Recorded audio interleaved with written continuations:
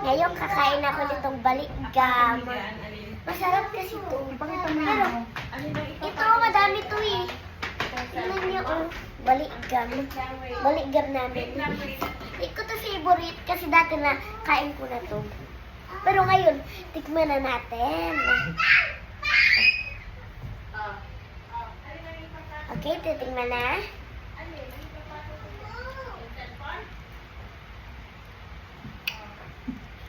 Ang asim, guys. Kung gusto niyo maging ganito ang mukha ko, kumain kayo ng balikgam. Pero masarap siya. Saan ba yung nabibili? Nabibili yun sa palengke, bumili kayo. Para ganito din ang mukha niyo. Pero masarap siya, guys, kasi may asukal. Lagyan niyo lang. Tapos, after naglagyan ng asukal, anong gagawin? I-shake nyo. Tsaka pag na-shake nyo, matagal na, sumasarap na siya. Magiging malambot. Pero, magiging malambot siya, tsaka maasim. Pero masarap siya. Isa pang yung mukha mo. Pakita mo. Paguin ko pa? Sige na. Halo na ng mami ko. Ay, wow! Tignan mo ha, paghalo niya. So,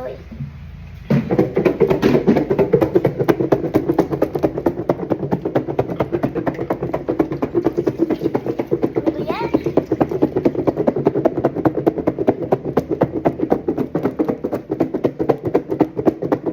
Diba? Sabihin mo, idadagay yung kasi idadagay sila. Oo, nabukol mo. Bakit kinabukulan?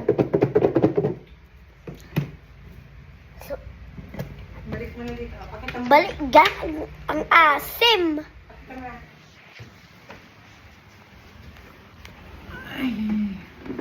Lalo, bakit yung balikgam ang asim?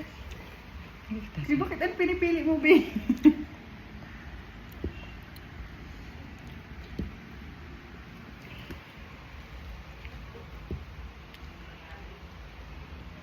Gusto ko yung buo. Ito buo. Ay, Ito buo. Ito masarap yan. oo. Ito. Kanina nakain ko na to ang asim. Sarap yan kasi malaki. Malaki, malaki, malaki. Midnight snack.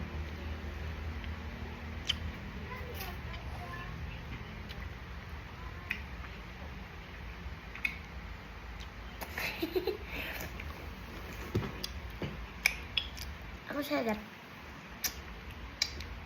Kasi sinisip-sip ko.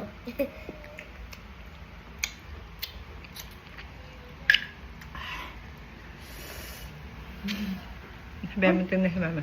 Kadiri man. Tanda ko na talaga. Okay na.